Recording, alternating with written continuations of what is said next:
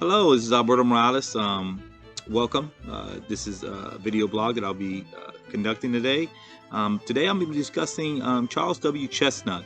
Um, Charles Chesnutt was an Afro-American author during the postbellum era. Some of the aspects I'm going to be speaking of Chesnutt would be some of his work, his literature work, obviously some of his business acumen as well. Some of his beliefs that he had as a businessman, and his economical view of being a writer and also being a successful businessman. Just to go over just some of Chesnutt is, some of his work, some of his most studied work was fictional tales. Two of his most probably studied work was The Wife of His Youth and The Conjure Woman. These short stories were about folk tales from African Americans' perspective living in North Carolina. Later on, I'm going to discuss a little bit more about them and how he kind of used his financial success as a businessman to kind of cater to his writing, almost to a degree, or took chances with his writing because he was pretty well off with his business. He was known as a novelist, but like I said, I would definitely call him an entrepreneur because he was once a principal. He actually practiced law, and while practicing law, he had a successful business as a legal stenography company.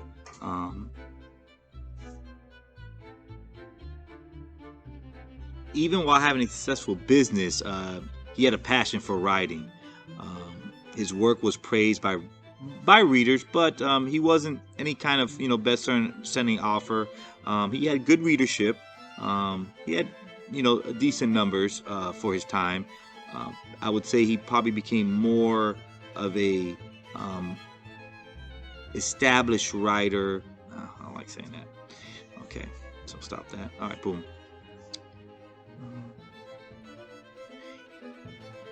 Even while having a successful business, he had a passion for writing. His work was praised by readers. He wasn't a best-selling author or anything to that degree, but did have some good readership. I believe he was probably writing a generation too early just because of his writing methods. He molded his life after a kind of enlightenment philosophy, Gilded Age, entrepreneurship, individualism, self-determination, righteous self-improvement, which he felt could extend to the masses and abolish the beliefs of the black folk culture.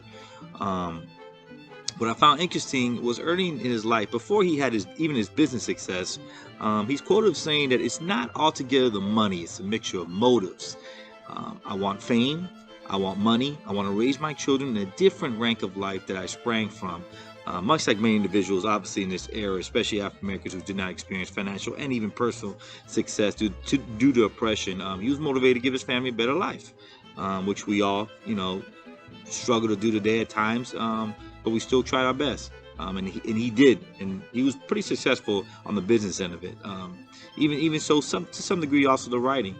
Chesnutt believed that authorship was a vocation, so he used it almost like a tool because he had passion for it and he wanted to do it, but he had his business acumen on the back end.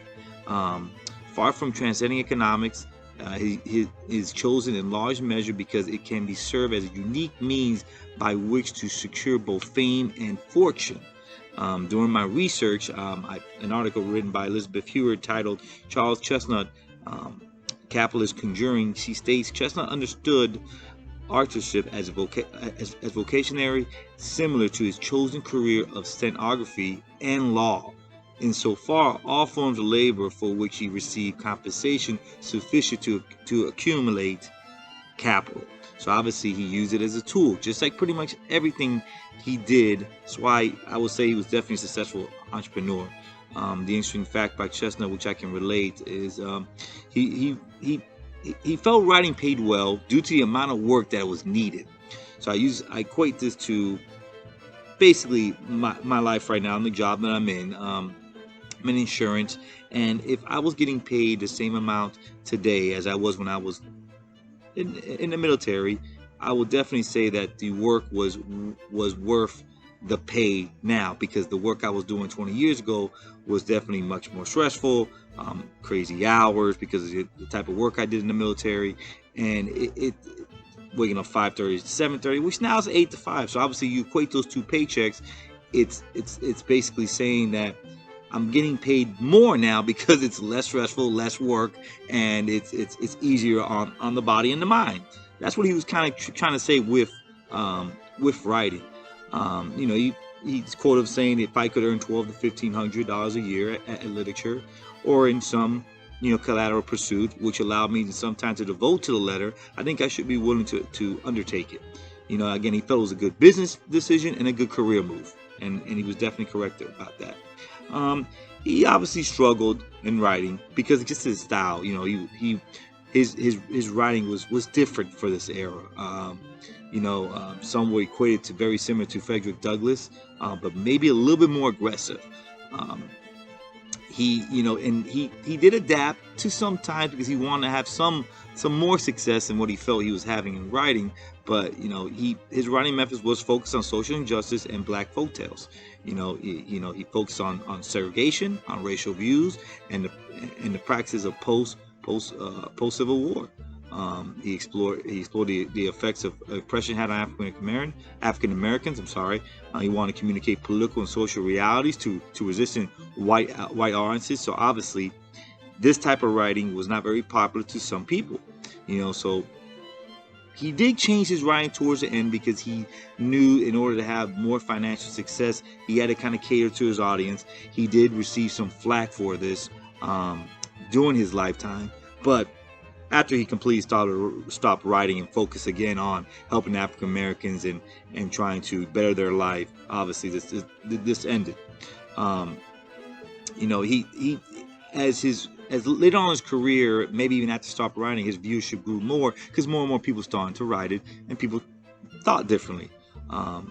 In researching, I would say that he may not have reached the writing financial success that he wanted to achieve, but he definitely achieved the literary success in this century. I would definitely say more so than in postbellum era. An example is A Business Career. It wasn't published until 2005. The reason being because of the type of writing it was. It was about a white woman entering the working class world to discover the truth behind her upper class father's financial failure.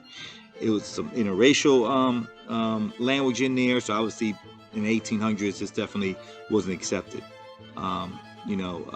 But in the end, I will say Chesnutt wanted to improve African American lives. He understood that for African Americans to be financially successful, he had to work harder and different than his white contemporaries.